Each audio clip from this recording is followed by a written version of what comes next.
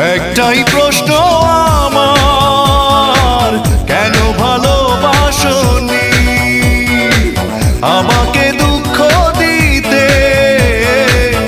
একটু কি তুমি ভাবনি এত টাকাতে